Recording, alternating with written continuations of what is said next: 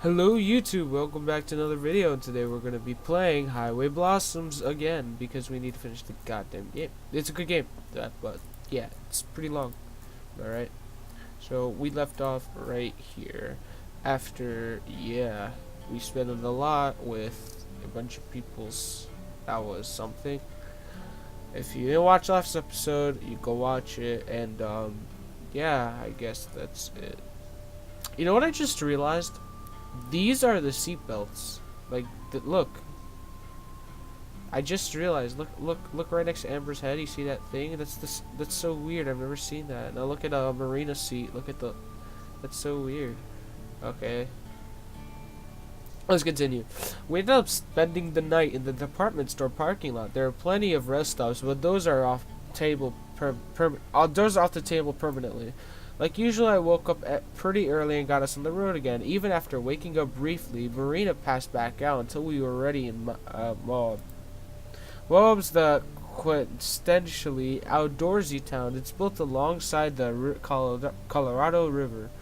Winding through a canyon, every other store sells rafting supplies or hiking gear or camping equipment. Even some of the houses are made to look like cabins and other rustic architecture. You can see tall forest mountain from any part of town, but it's not entirely out of the desert either. It's time of the morning when most people are there to work. There's a disgustingly large amount of traffic. It's obvious why shovels and pickaxes stick out of truck beds and cracked windows like porcupine quills. At a glance, I say 3/4 of people contributing to our gallus pace are prospectors, which means I don't have any room to complain. After watching the next light change 3 times but not still reaching it myself, I saw him pull in a nearby diner. At first I was just planning to grab some coffee and a bagel and something for when Marina wakes up, but with her trademark perfect timing, I hear her climb out of the bed right as I get off the RV. Perfect timing, Marina, perfect timing. Is this Archie's? Nope. She stumbles up to the front still looking mostly asleep. I don't know how she can still be tired. She must have gotten 10 hours. Close. We're in Moab. Arches is still a few miles up the road. Oh. Why'd we stop? To get food, obviously. Because I'm hungry. And traffic's practically stalled. It could be lunchtime before we get there. You were just gonna eat without me? Even though her grogginess, she sounds shocked and offended. I was gonna grab you something to go. But I will eat without you if you don't get ready fast. Meanie. Yeah. Complain about me once you're dressed.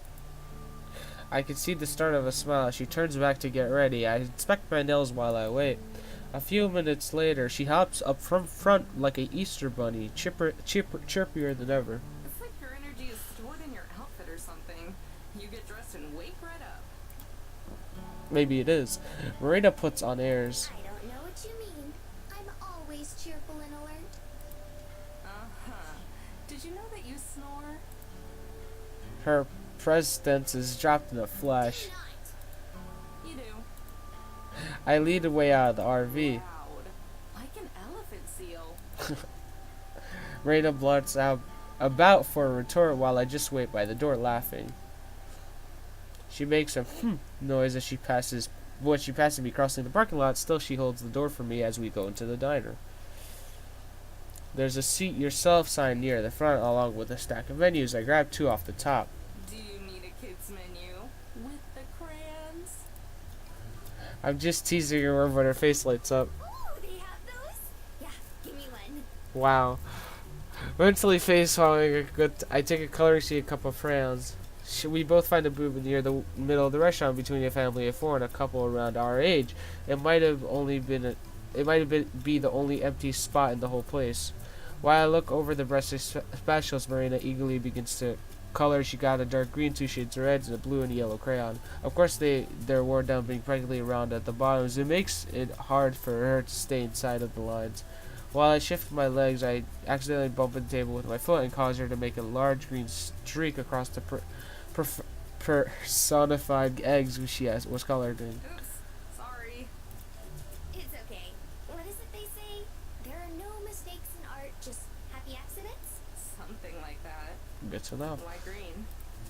Do you not see what I'm coloring here? Am I amber? I don't get it. I groan aloud at our awful joke. I'm saved from more of them by the arrival. Some waitress who greeted us. Her white uniform is stained with jelly and ketchup. Who knows what else? Can I get you girls something to drink? I'll have some chocolate milk, please. Her already questionable maturity stuffs another blow with the crayons in her hand. I'm sure it stands more than take any other And hits. for you? Just coffee. No cream or sugar. You got it. Once she walks away, I nudge Marina with my foot. Chocolate milk? Seriously? Are you 8? Yeah. Mimicking my voice, Marina shakes her shoulders. Black coffee? Seriously? Are you 40? Hey now, I like the taste of coffee itself. And I like the taste of milk itself. Just with chocolate. You're a dork. But you love me. Ooh. She chimes back in a singing voice. Well, I know what she means, but it's causing a small lump up to form in my throat. I swallow, trying to pretend that she didn't hit too close to home. I watch her while she goes back to coloring human breakfast hybrids. Her lips are pursued in concentration, and there's a little gleam of light as she bites the edge of one. She seems really focused. Surprisingly, she almost managed to stay inside the lines of the picture rather than trying to use dull tips. She switched to a flat round ends using the edge for more precision. It's kind of working. Without looking up, she starts to chat again. So, where do we start looking today, Captain? Oh, you finally acknowledge me as captain then, huh? I figured you deserve a turn. Just this once. Thanks. I'll try not to let you down. Anyway, I have no idea. You said you think it's by one of the arches, right? Well, yeah, but that doesn't really narrow it down. Pausing her coloring, she looks up at me. It doesn't? Nah. Have you ever seen any pictures of the park? A couple, I guess. I don't know much about it, though. Well, they named the park after the arches since there were so many of them. Probably hundreds. Seriously? Yeah, some are more famous than others. Let's see. There's Windstone Arch and Double Arch. Those are some of the more famous ones. You've probably seen pictures of those, even if you don't know it. But there are a ton of lesser-known ones, too. And for all we know, the treasure could be at one of them that doesn't even have a name. So we're screwed. Probably. But that doesn't mean we're giving up. Marina nods in satisfaction either at my words or a slice of blue ham she just finished I coloring. don't want to lose twice in a row, so I figure we'll go and look around and see if there are any clues. Maybe watch what other people are doing and thinking. Marina nods along, but she is zoned out and tells me she's not really listening. Rather, she seems to be staring past me. I turn, trying to figure out what might be attractive. There's nothing expected in the other group eating. I make an awkward eye contact with an old lady right beside us. I quickly face forward. Hello? Inspecting the walls? My words seem to break the spell. Uh-huh. What? You're totally spaced out there. Yeah. Oops, yeah. Sorry, I just started thinking. Before I can ask her about what about, our waitress returns. Our drinks are balanced on a tray alongside a few other guests. Marina's chocolate milk comes in an enormous thin cup that size of her forearm. There is an entire pot of coffee for me. She sets them down on the table between us. Oops, I haven't looked through the menu. I flipped through it real quick, studying on the standard meal. You good? Marina nods. I'll have the gentleman's breakfast with bacon, eggs over medium, and sourdough toast. And for you? I'll have the chocolate chip pancake platter with scrambled eggs. You want the kids' meal or the regular? I check on my drink as I laugh. I feel Marina's so crushed against my leg. Whimpering at the dribble of coffee of the chin under my chin, I massage my chin underneath the table. Marina frowns at me, and the waitress gives me a straight look. Then the typical elegant expression returns as Marina places her order. The regular, please and thanks. We'll have that out for you pretty soon. Once again, she heads back to the kitchen, heels clicking against the tile floor. Once she's out of sight, Marina begins a flurry of kicks on my shins, though these ones aren't hard enough to hurt. Scurrying backward in my seat, I draw my legs up closer to me. Root, root, root. Come on. You were asking for it with the food and the milk. The waitress asking that was just the icing on the cake. The pancake. It's not my fault you sophisticated adults don't appreciate chocolate like I do. You have a bigger sweet tooth than anyone I've ever met. Seriously, how many cavities have you had? None. I brush my teeth twice a day, every day. The last time I went to the dentist, he said my teeth were so shiny he could see his reflection in them. Yeah, she sounds like 10. And when was that? She thinks about it for a minute. Maybe 3 years? That doesn't count anymore then. When was the last time you had chocolate milk? Now I think about it, I don't drink a whole lot of milk to begin with. As for chocolate, Maybe when I was a little kid? I don't know. Amber, you poor, poor thing. she slides her giant cup towards me, some swooshing over the sides in her haste. Try it. Dreads of chocolate surround the rim of cup from Marina sipping across from me. She waits, looking eager. I'm surprised she's not bouncing like normal. After sighing exaggeratingly, I pick up the cup and down a large gulp, trying not to think silly, cliche thoughts about indirect kisses. To my surprise, the drink is really good. It's got deeper, rich flavor than stuff in Yen Jugs' store. I can tell that they made it themselves in the kitchen. It's not overwhelmingly sweet. In fact, it's perfect. Damn, I don't know if I'm disappointed or not, giving her satisfaction of being right. My pride aches. As I push the cup back towards Marie, she receives it with a sly smirk. She draws out the word, already knowing my answer. It wasn't bad. That's all the willing to concede. She last takes another huge chip after setting the cup down. She has a thick milk mustache on her upper lip. I watch with an inappropriate fascination as her tongue comes out and cleans it away. Marina grabs the she was calling and then puts that over me as well. Wanna color something? No. Well, you're acting like a kid and all. I roll my eyes but snatch away the crayons that she offers.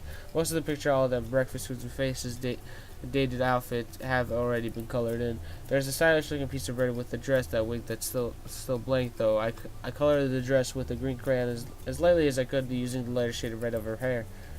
When I'm done, I hold up the page to show Marina. It's you. She leans in. Huh? The colors. Look, you're toast. She collapses backwards as if upon physically wounded her. She shakes her head and looks down while I crack up. That was even worse than Sam I Amber.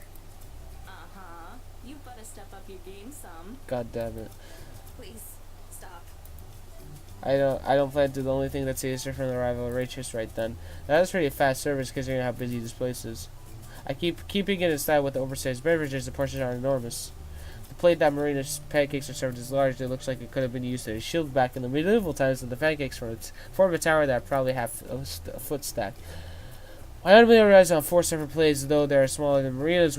We have to scramble and move our drinks around to make room. They are hardly in the empty space. Anything else? Marina shakes her head, but I'm down at the table as I mumble. Can I get a glass of chocolate milk, please? As the Rachel reports, she is again glancing at her refresh for an inevitable reason, but instead Marina just stares at her food dumpster drop. Maybe I should have gotten the kid size. Ah, nice. I finish about half of a meal before the dimsy sets in. There's no way I could possibly finish this. Most people I know couldn't eat this much food in one sitting. Everywhere is a struggle. Marina fairly similarly, her plate of eggs is untouched just because there's so much pancake to work through. And I can tell the pancake, the feeling that you get halfway through them and you realize you're sick of the pancakes has long lasted for her.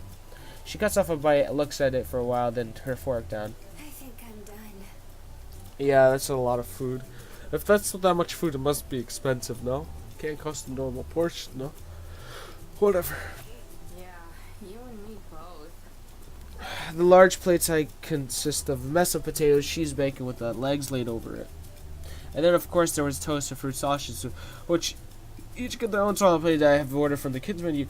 Too, if I known that there was this much, it would be. I don't think I'll ever want pancakes again. For once, I have a schnarry remarks. Anyone who would be sick of them after she could just went through. We'll get some boxes to go. At least we'll have food for a week now if we ever get stranded. After our waitress brings us a bill, it's time for Kadir. We head back to our RV. It looks like the traffic has gone better in the 45 minutes that we've been out. Cars are still pressed up bumper to bumper. The sidewalks are also full with swarms of pedestrians, making it better time than the traffic. I wonder if it was this busy or if people are deciding not to drive. Well, yeah. Once we're ready to go, it takes us over to the edge of the parking lot. As expected, the continuous stream of cars makes it impossible for us to get out. Oh, I wait impatiently for an opening in traffic, but I can't see one for miles. Come on! I press over to steer away. We've been sitting here for minutes now. Is there another exit we could use? Onto a different street? I look and check the mirrors. I don't see anything. The edges of their property are surrounded by cream-colored fences. Nope. Maria begins to sigh, but quickly turns into sudden surprise. Amber, look! She points past my face out of the window. An old lady with a little hatchback has stopped to let us out. The two of us at her, she finally lumbered onto the road itself. Hey, I'm glad somebody was nice at least. Yeah. Still a long way to go, though. The long line of cars extends as far as I can see before it finally goes outside, about to bend into the road. Why do you think it's so much busier here than the other places we've been? Because of the treasure. Arches is one of the most popular national parks. And also the treasure. Like, when you think of parks in the U.S., you think of Arches and the Grand Canyon and Yosemite, and that kind of thing. So I think a lot of people will be at those big spots. And plus treasure. Think it'll be like Shiprock again? What, with the megaphone and law enforcement? Mm-hmm. Maybe. Probably not. These parks are a lot bigger and more spread out. Way harder to have people watching. The only option would to be straight up closed. And then you have horrible people who sneak in and out of bounds anyway. Cough, cough. Yeah, exactly. Who would ever do that? Nobody we know, that's for sure. Cough, cough. It's okay. Once we're filthy rich, we can make a donation to the canyon or something. Let's just buy the canyon and pay to have everything reconstructed. Perfect. It takes a while, but we finally make it past the stoplights. After that, it's slow going, but at least it's steady. Maybe 15 minutes pass crawling through town before things start to pick up. Still a couple of miles away, I can finally see the exit of the park itself. Some people continue past, staying on the highway, but most are lines for acres. At least there's a whole lane for people like us. Traffic is considered like my nose witcher, but the end is in the sight. May as well get comfy. We're gonna be here a while. Taking my advice, Nina leaned back, props her feet up to the dash. Her dress buns up to her knees, leaving most of her legs exposed. I sneak a few guilty glances from the corner of my eye. If I didn't know her better, I think all the skin that she shows was intentionally, but it's real when she's not even conscious about this stuff. For me, for the matter, I wonder if she knows that I'm into her. To distract myself, I grabbed the boxes of tapes. I keep the music off earlier so the mariner could sleep. Wanna pick this time? Sure. Setting it in her lap, she begins to rumble through the bin. I'm pretty sure that she knows all the music I have by now. We've listened to every tape at least once and have an okay feel of what she likes and what she doesn't. Sometimes her taps her fingers to beats or hums along, which when she likes what you're listening to. If she does, she falls flat out and ignore it. And the one settles an album, interesting folk, very simple material, western sounding. It's high energy for just still singing proud, but that's a lot better. It's better than nothing. We still listen to music which I've cracked up loud. While we wait, the album is nearly half over time, but we finally make it through the park gates. I don't know. Should I continue? I don't know. I think I should end it here. Yeah, I'm gonna end it here. If you guys enjoyed, please leave a like, and if you didn't, then you could, not leave a like, and not give a dislike. Leave a comment, and I don't know, do whatever. I guess have a good day, big gay.